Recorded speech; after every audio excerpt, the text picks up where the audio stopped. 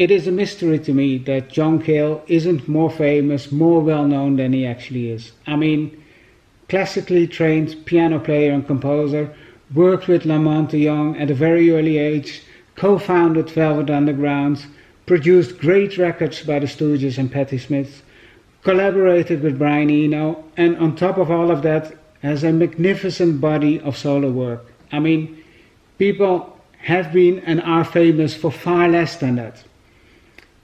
Out of his solo work, Paris 1919 is probably the most beautiful album, and Fragments of a Rainy Season is a ridiculously brilliant live album, but the one that I personally like best is this one, Music for a New Society from 1982.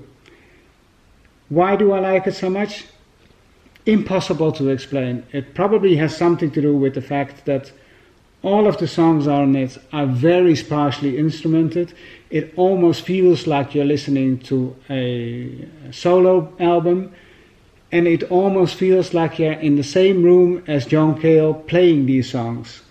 It contains, on the one hand, beautiful songs like Taking Your Life in Your Hands, Close Watch, of course, and Chinese Envoy, but on the other hand also drone-like material like Santis that comes very close to what he did with the Velvet Underground back in 1967.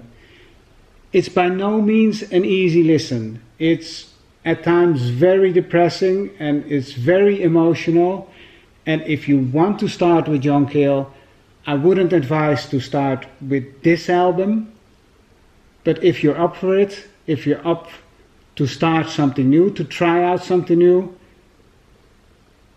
be prepared to be amazed and go out, get this record and listen to it. Thank you.